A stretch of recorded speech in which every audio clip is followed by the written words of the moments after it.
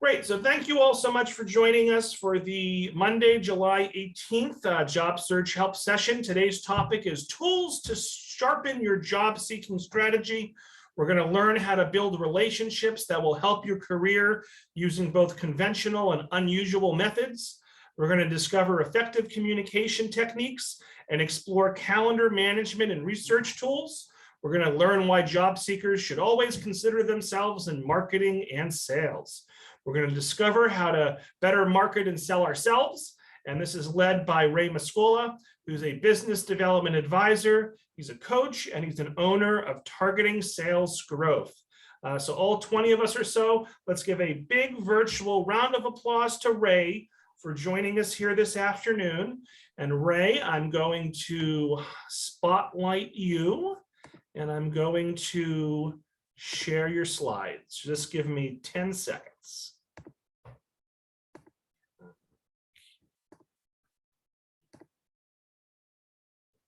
Right. Usually I'm not on this side of the things here. Let me see if I can. There we go. How's that look, Ray? It looks fine. All right, take it away, Ray. That's great. Yeah. Robert, thank you for inviting me to participate in this. And folks, on my last slide, you'll see my contact information if you have any questions or follow-up. I'm a business development guy. I own a business called Targeting Sales Growth, and I've been in your position. I've been in your position networking as a professional person looking for job opportunities. And what I'll try to do is kind of share my background and share some suggestions and tips as we go, some things that have worked for me. So the whole idea is to focus your goals, focus. And I always found that if I'm passionate about something, it helps generate a focus and discipline. Robert, next slide, please. So just a quick slide on me. I have a business development background, and so I come from a sales perspective. I have worked with some individuals on business coaching. That's not my primary focus, but if I could help people out along the way, I'd value that opportunity to help. Next slide, please. Okay, so what I say here is we're all in sales in the sense that the product is ourselves. And we have to, I talk about an outbound strategy. Some people, in my experience, will send off their resume or send off an email and they think that they're, quote, done. You have to be, have a variety of strategies. You know, the whole idea, it's a fine line between reaching out to your suspects, and I'll talk about what that means, as opposed to being negative in the sense that you're going over the top. But if you're sending an email and you have something of value to put in that email, then your email will be more likely received. I use the term trusted advisor. If you can research the company that you're interested in and put something in your email that's insightful, that may put you ahead of other people, and you're in competition, right? I don't need to tell you. So the product is yourselves, and the idea is to put in extra work so that they'll be attracted to you. And part of that is understanding whatever you can find out about your prospective company. Next slide, please.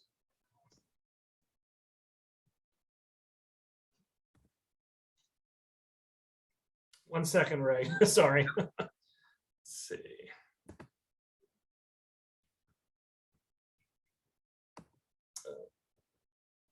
All right, there you go. Okay. Well, these are kind of a header, a table of contents, so to speak. In other words, you want to be outbound oriented. By that, I mean, whatever you can do actively to reach out to your prospects, reach out to other networking groups, reach out to connections, you need to have a lot of strategies going. And I know what it's like to be in your home office or whatever and trying to stay motivated and not suddenly be talking about, oh, I need to take something out of the freezer or empty the garbage. You've got to be disciplined and have time that's focused right on your job at hand. We'll talk about effective communications, what I mean, some resources, networking, certainly using Robert's resource, and wherever else you can network, but you want to get value out of your time. So if you're going to network, you got to think, why am I doing this particular event? And have a real clear understanding of what a successful networking event would mean for you. One of the things I put in here is volunteering. Try to always give back, as opposed, because they're going to ask you, what are you doing with your time, if you're getting into an interview. And part of it is you can talk about your outbound strategy. You can talk about what you know about the prospective company, and you can also talk about how you're reaching out to help other people. And in the end, I'm going to have what I call takeaway points of things that you need to think about that might be resourceful for you. Next slide. By the way, this is a little difficult being a virtual presentation, but if you have a question, by means, tell Robert and I'll address the question. I want to try to make this as beneficial and as interactive as we can.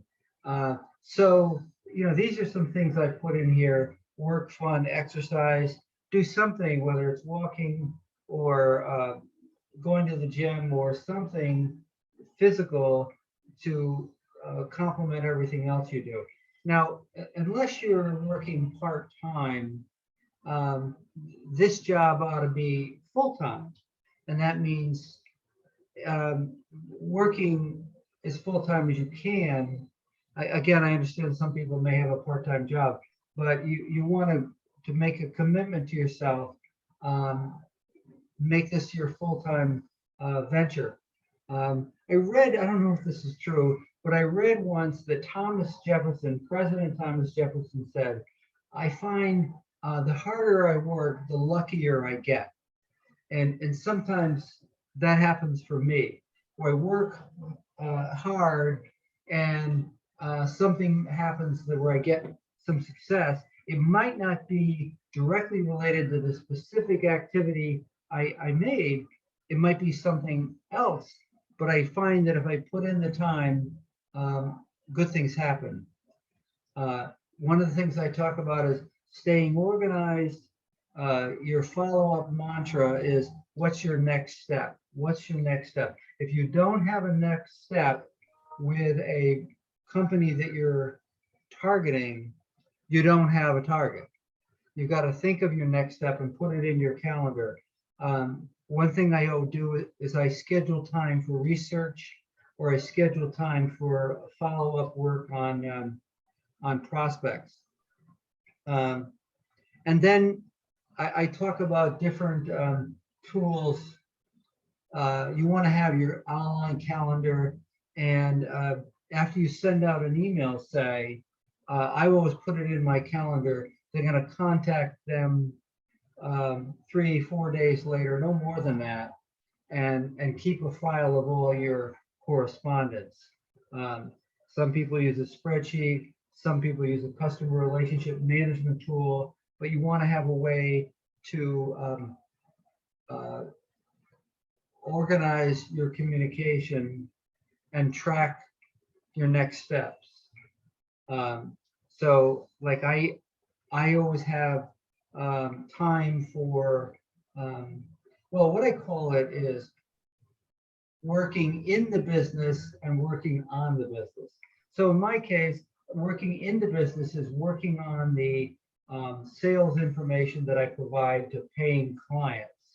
And working in the business is doing the prospecting for new, on the business is working for prospects and new prospects.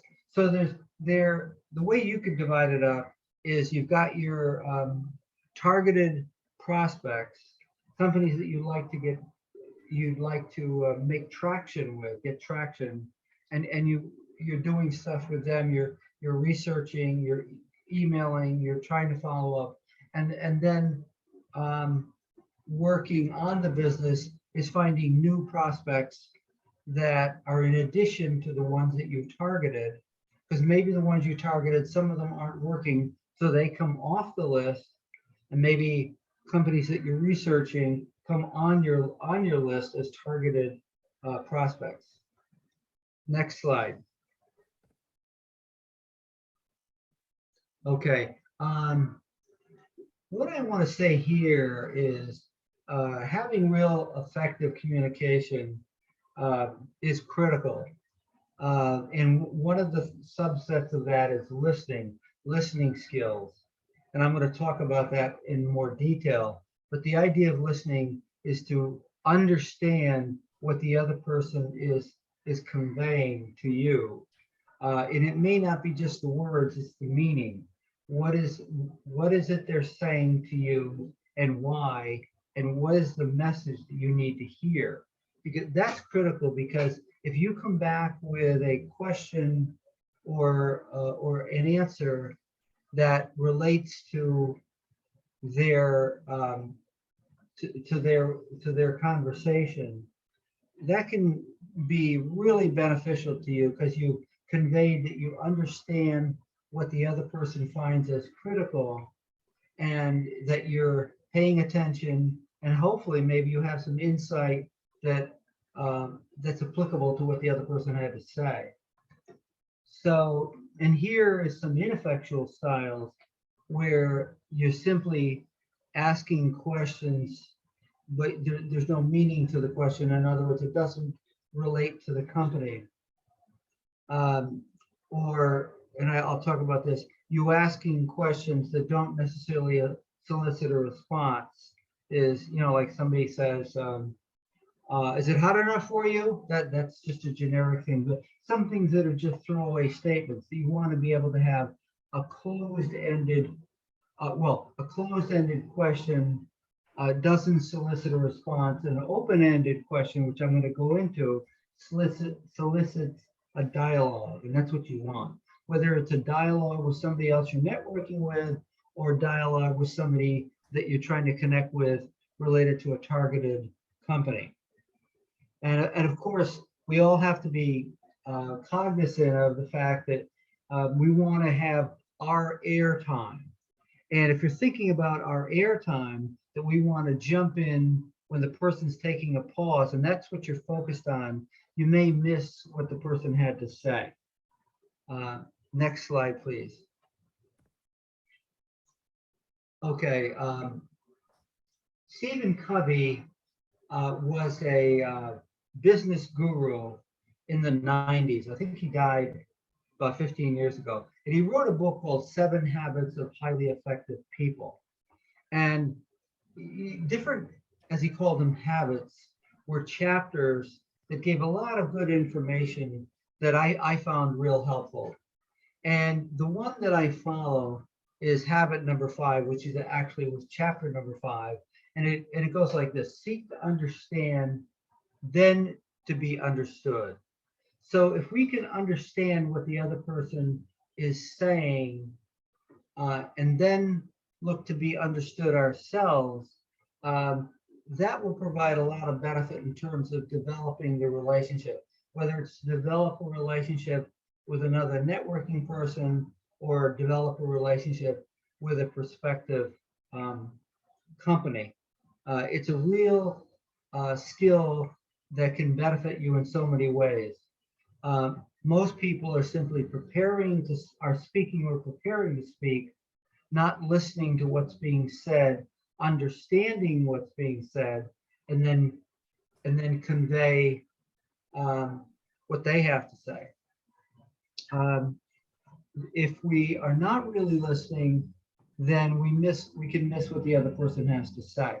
I can't stress this enough. Listening with an intent to reply doesn't get it done. We may, we may reply prematurely and not get the entire message that the person has to say. And some people talk quickly, some people talk slowly, some people are more articulate than others. But take the challenge of listening to what the person has to say and not be distracted by a style that might not be conducive on their end to soliciting response. But if you can work on this, it can pay a lot of benefits, because when you get into that key conversation, and usually first conversations are over the phone with prospective job interviewing, then it'll place you way ahead of most competition, because a lot of people don't do this well.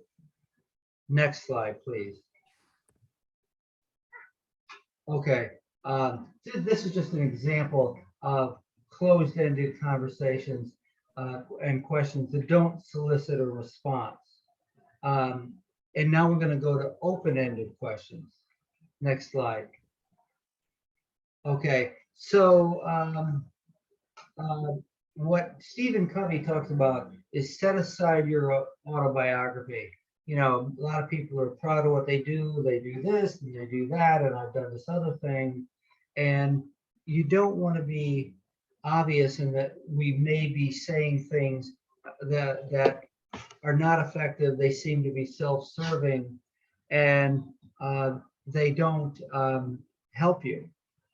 Here's closed-ended questions, and the bottom one is it keeps control of the conversation with the questioner, which might be you, as opposed to open-ended questions, which gives the other person a chance to think and reflect. And what that can do is provide longer conversations, which gets into deeper understanding of what the other person's looking for in a candidate, more about their business and their model, which helps you as you carry longer conversations, have the opportunity to provide insightful information. And there you understand opinions of the other person, feelings, what they consider priorities and why. And the whole idea is you want the conversation to be predominantly by the other person, so that particularly if you're the interviewee and you're the interviewer, you want to be able to understand what they consider important. And that's why you ask open-ended questions. Not what there certainly you can ask as you go, have a series of questions that helps you understand more about the process, the selection criteria, and the reason they're looking for the job, to fill this position. Those are all valid, but in addition, you want to understand in open-ended fashion why they need this position filled, what is not being done, what are the gaps that are not being done, and how is the delay in filling this position impacting their business. Then you understand how quickly they're going to fill it. Next question, please. Next slide. Okay, so I talk about empathetic listening, which is a key. You may have heard the term before. It might not be new to you, or it may be new to you, but the whole idea is to understand what the other person has to say. And it's not easy, because you have to really be sharp. You may hear the words, but what is their real message? And if you don't understand, I can say to them, well, Robert, help me understand if I've got this right. What I heard you say was that you need to fill this position because it's impacting your competitive ability to demonstrate the value add that you offer to your company. I just made that up. But then you're asking for clarity, and and then you're getting clarity back, which you may not have it quite right, or you may have it right, but it shows the other person that you want to clearly understand what they're saying, and worded correctly, it can provide you with even more information. So and of course, it's a little difficult right now, but part of that empathetic listening is to observe nonverbal comments, nonverbal gestures, tones, and what they're not saying. This takes time. The payoff here is you're more effectively understanding the other person's concerns and their priorities. What's a priority to them and why? And of course, you have to understand what the person you're talking to is, what their role in the company is and what their responsibilities are. Let me just take a minute and say, I have more on this in the future. You want to get to decision makers. Many times people think they're having a good conversation, effective conversation, but is that person part of the decision process? In many cases, it may be an influencer, somebody that can initially call down the number of prospects so that the idea is to make the first cut. But at some point, you have got to understand who the decision makers are at the company you're working for the job you're interested in getting hired for. That's critical. And that can be a little disconcerting to some people that may not want to go higher.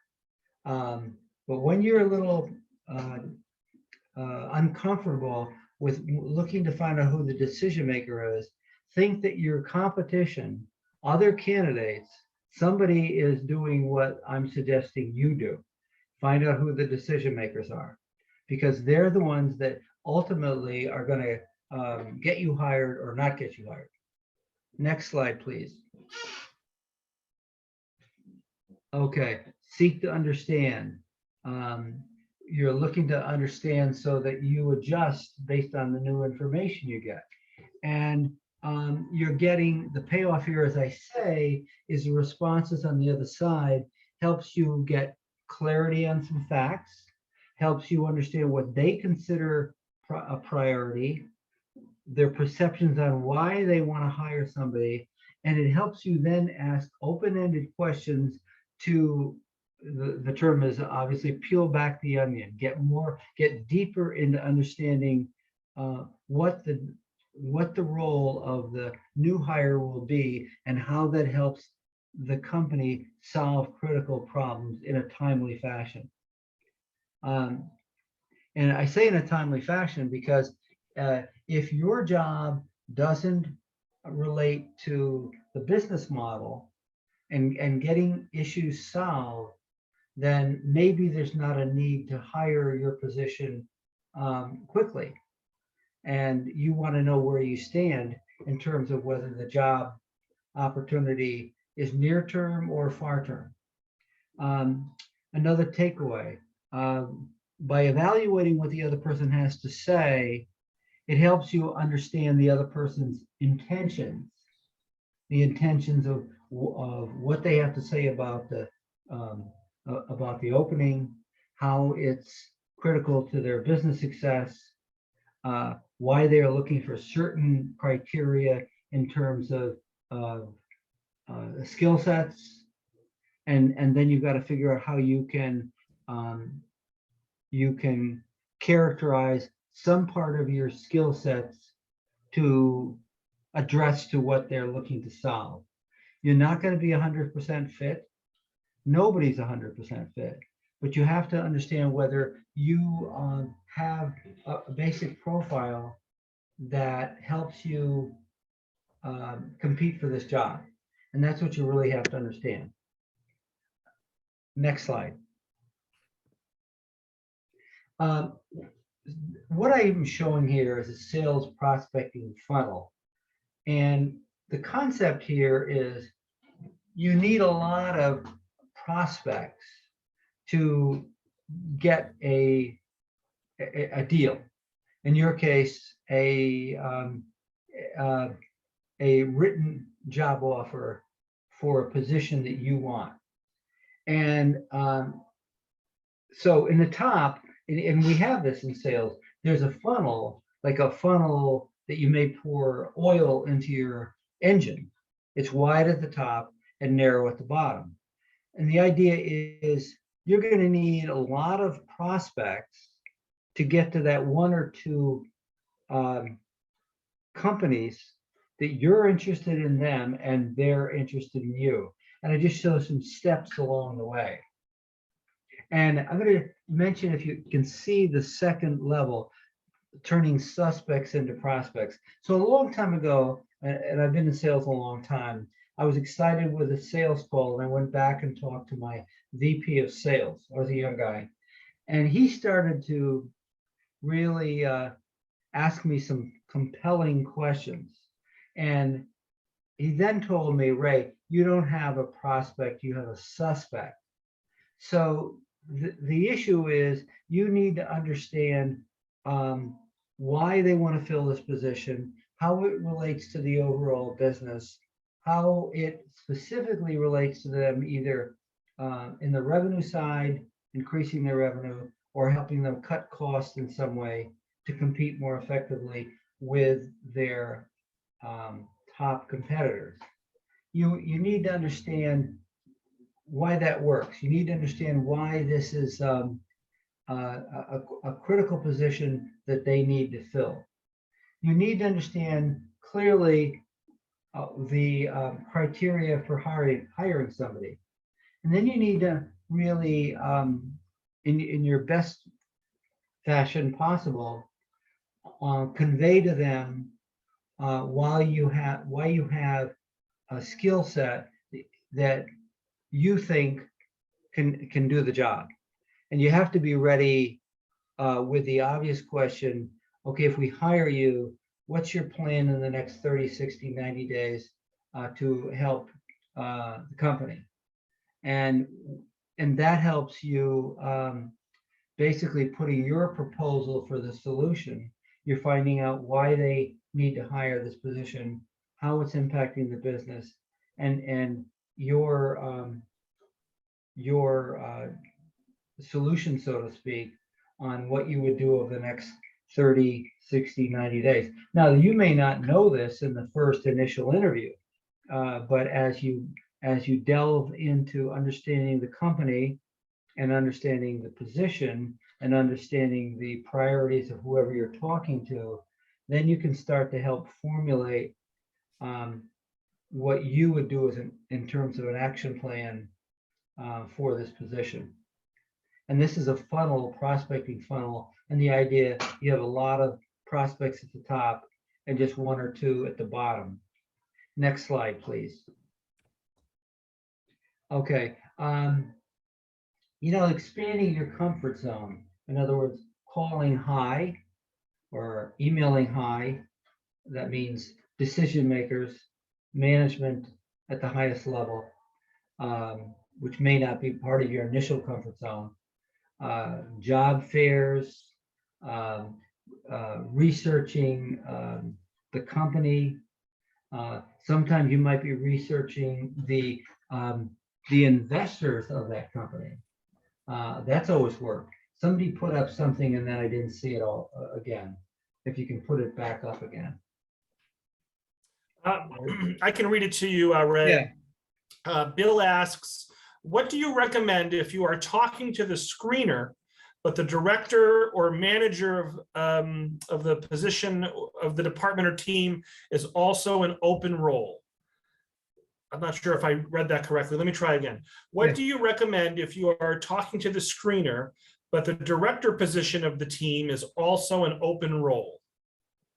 Okay. Well, as much as possible, that's sort of a red flag.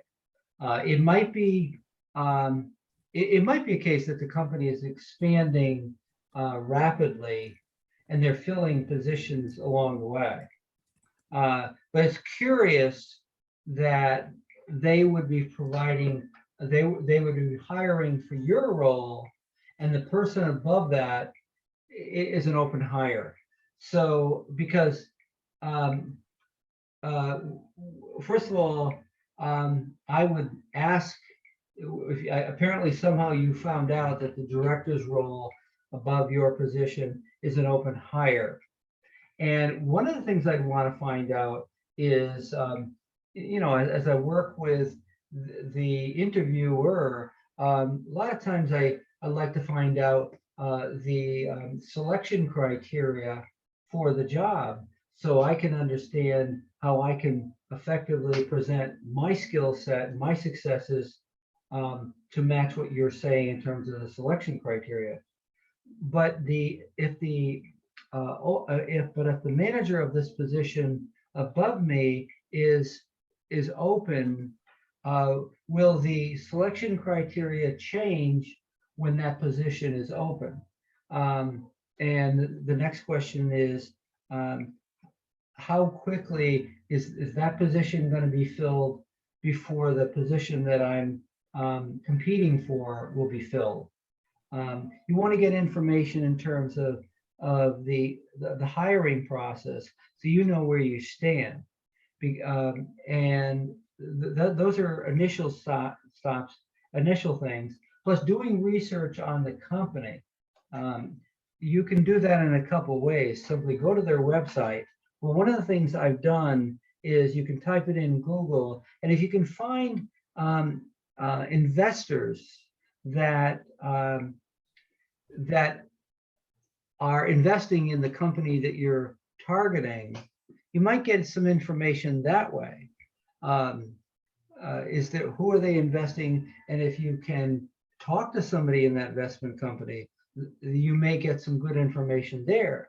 Another thing is, if there is no one investing in this company, you want to know that too. So there's a start. You want to get information on the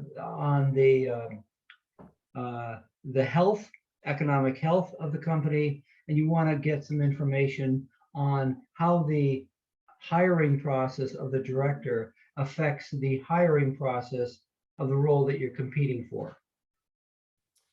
Okay. So Ray, we also have a couple more questions. Angela asks, how about reaching out to target companies or hiring managers that you do not have connections with? Even people I know, I feel a lot of it seems awkward. Haven't talked to some of these folks in years. So Ray, any suggestions or recommendations on how to get over the awkwardness of reaching out to target companies or hiring managers that you don't know, or maybe you knew 20 years ago? Well,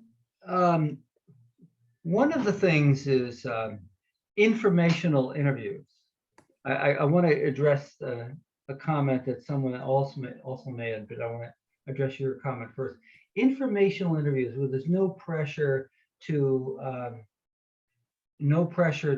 be hiring or anything else. You're just gathering information, and that's a crapshoot. Some people will do this with you. I'm interested in this company. I'm doing some research for the next opportunity in my career, and I was interested in company XYZ because of ABC. You've got to be able to have some information that conveys that you know something about the company. And I see that you are director of operations, and I certainly would value your time in explaining how they are competing with their new product or whatever, and then have something ready that you can offer to that person as a thank you or a payback. In other words, we want to give as much as we can get. So informational interview is a way to get to somebody that you haven't talked to in a long time, or get some information that is not directly related to being under the gun with the hiring process. Now, so that's what I would say as one strategy. Somebody talked about the word interrogation. You never want to feel that you're being interrogated or you're interrogating the other person. This is an iterative process where you're gathering information, they're gathering information for you. What I'm saying is you want to have effective communication where you're answering their questions and you're providing some impactful information back, or you're providing some impactful questions that indicates that you know something about the company and you're listening to what the other person has to say. You never want to be in a situation where you're interrogating them. You're just asking questions based on providing information that they want to know, and by gathering information that helps you know more about the company. So I guess we'll move on to the next slide. Sounds good. Yeah, you touched on Susan's comment in the chat.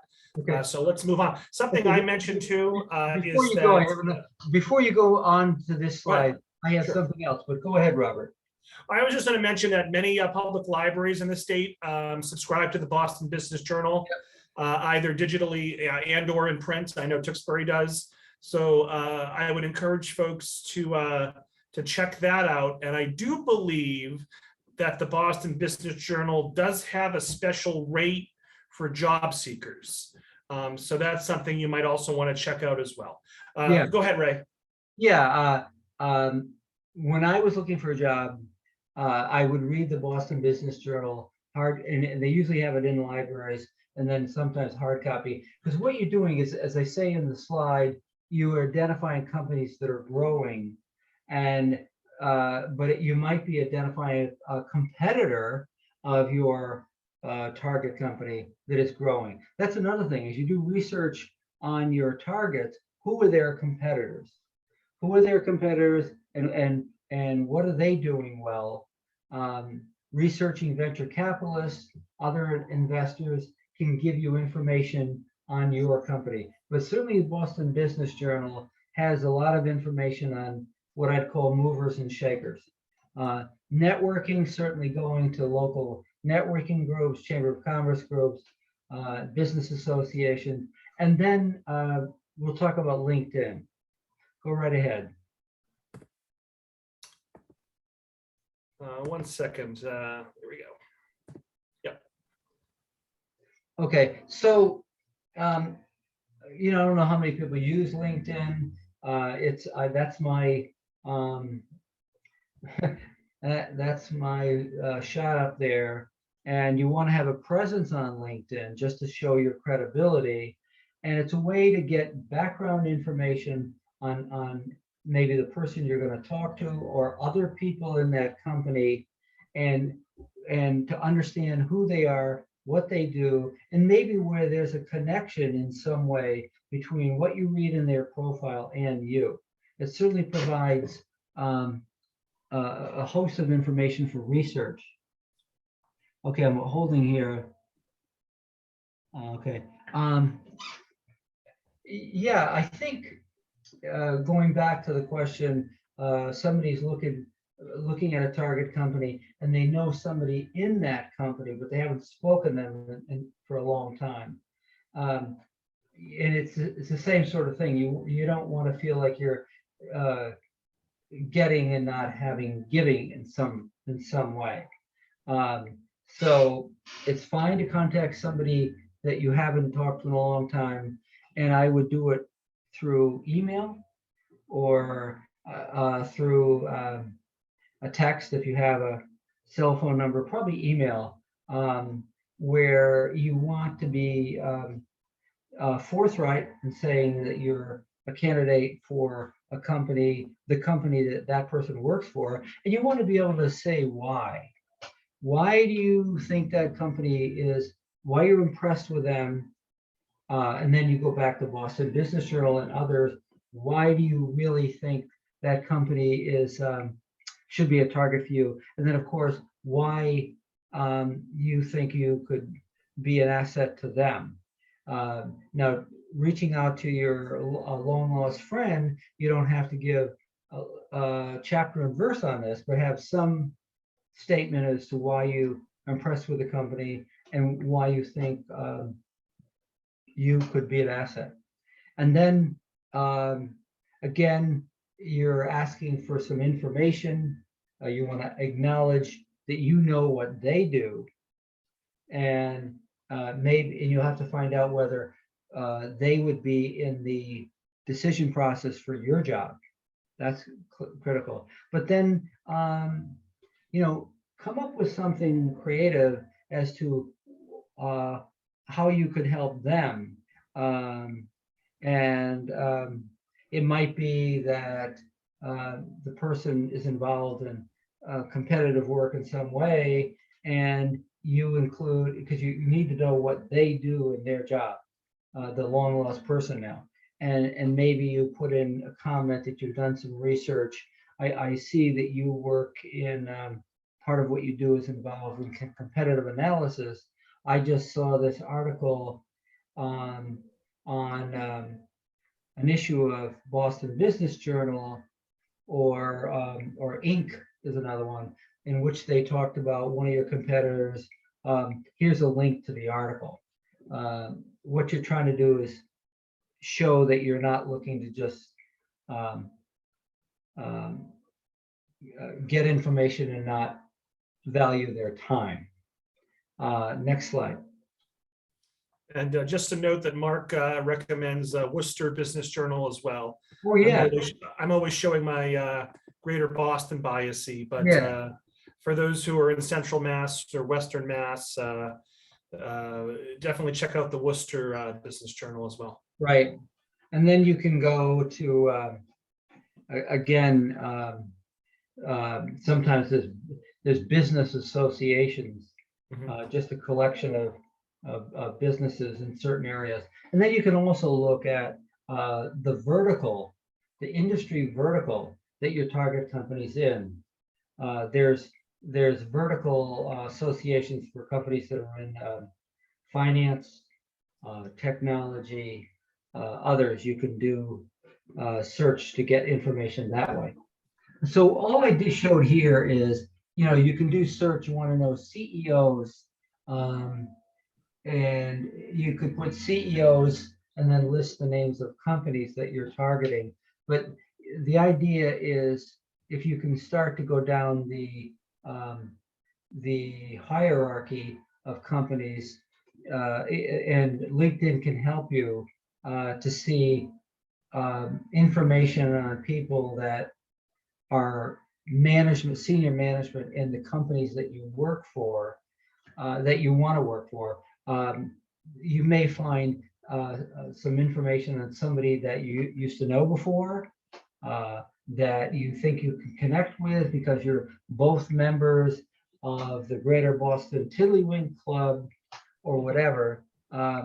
This is a way to do that research. Go right ahead.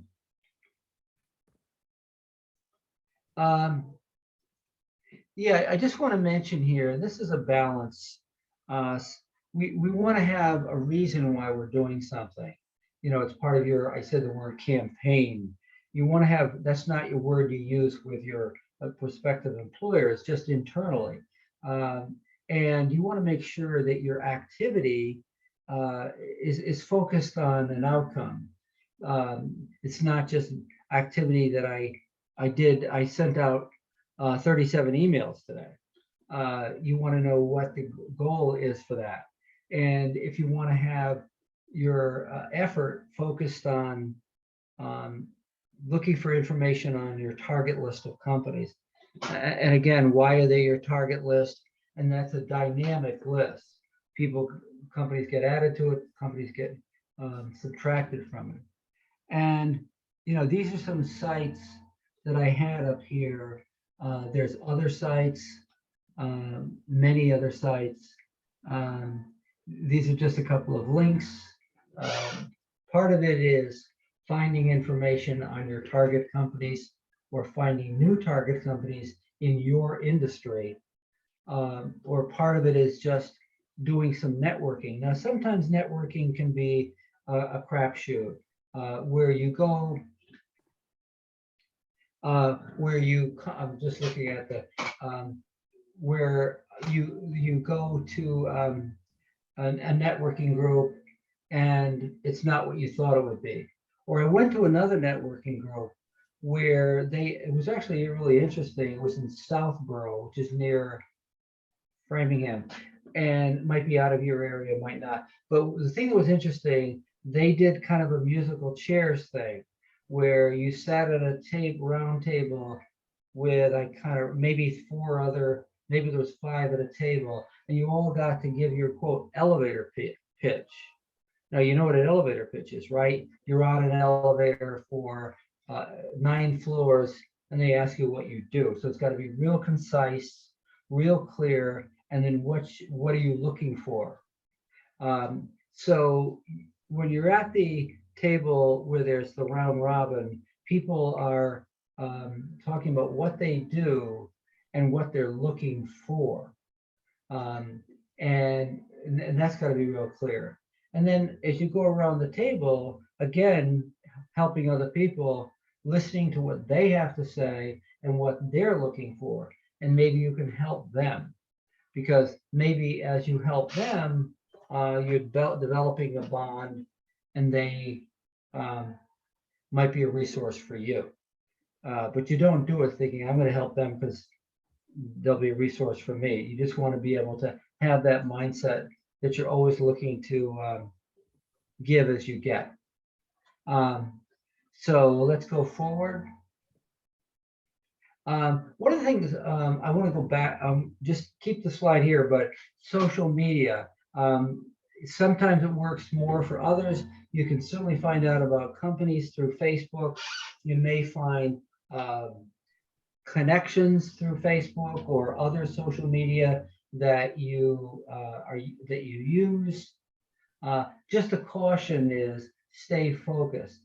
Sometimes you could be on Instagram or Twitter or Facebook or whatever else, Spotify, and you get distracted because you suddenly see something else that has nothing to do with your planned activities for the day.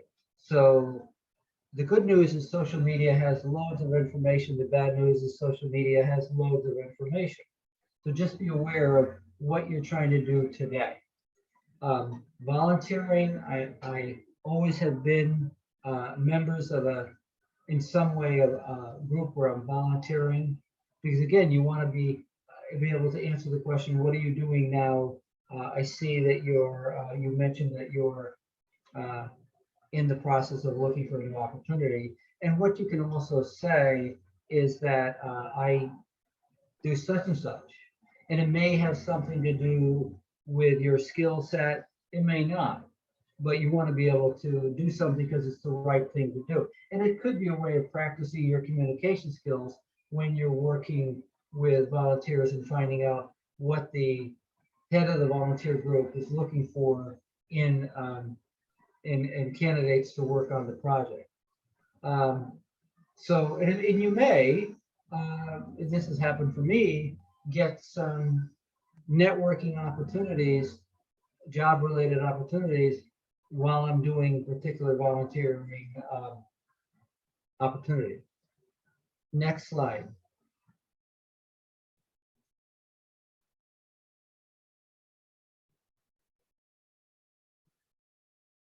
Okay, a summary here. I talked about a lot of things. You want to be able to communicate clearly. That's understanding the what the other person is saying, what they're looking for, and you want to do this in a conversational tone. I'm going back to, oh, what happened? Okay, I'm going back to, I saw the word interrogation. You never want to feel interrogated, and you never want your style to be interrogated. You want it to be relate to a few questions that are important to you, and respond to things that are important to the other person. Now, you're not going to hit the other person with 12 questions that are important to you at the outset, but maybe you got to prioritize your question, and maybe you ask 3 of them. but you want most of the conversation to be able to respond to the interviewer. And so that's the point there. You want to be able to ask specific things of the new contacts. Why is the job, what's the purpose for the job? How does it relate to the business model? Have digested their websites. You know it very clearly, where they talk about what they do in their value proposition, how to know their value proposition, and how to this position support the value proposition. You want to have tools to support your research, spreadsheets, certainly a calendar. I'm big on what's the next step, and have that next step in your calendar. It may not be a next step for them, but it's a next step for you. And what I show on the bottom is my contact information.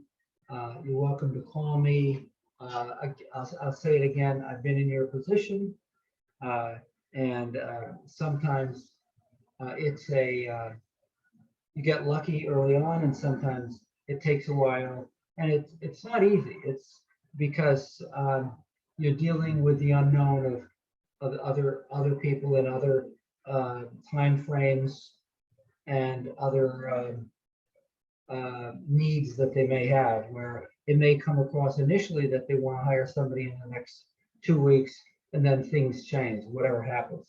So the key is having a few, like I talked about, that sales funnel, where you want to have multiple prospects that you're working and know why you could be a fit for them. So good luck. Thanks again, Robert, for the opportunity. And again, if I can help, I'd be glad to do it. Great. Well, thanks so much, Ray. And I apologize. I was taking a few phone calls. You probably heard some rings on my end. No. We canceled our outdoor concert tonight because of the rain, and everyone's calling to make sure it's canceled or whatever. So anyway, thank you. Yeah. So thank you, Ray. So Ray has his email address and website up, even his phone number. Look at this guy. So if you have any questions for Ray, feel free to follow up with him directly. I will send everyone an email tomorrow. I'll ask Ray if I can send the slides, but I'll definitely send the recording, and the recording has the slides. Anyway, look for an email from me tomorrow with the recording, possibly the slides, a feedback survey. Yes, Ray? Go out. Sure. Okay. Thanks so much, Ray. So it'll have the feedback survey, the slides, the recording, and information about the next 6 or 7 meetings we have on Mondays in July and August. So thanks so much, Ray. Thank you all for joining us. Let me read some chats here. Angela put her LinkedIn profile in. Samantha says, thank you for your time, Ray. This was very informational and helpful. Sue says, thank you so much for the good information. I agree. And it is almost 3 o'clock, so we'll wrap it here. Debbie says, thank you. Mary says, thanks very much. It was very helpful. So folks, look for that email from me tomorrow, and I hope to see many of you next Monday.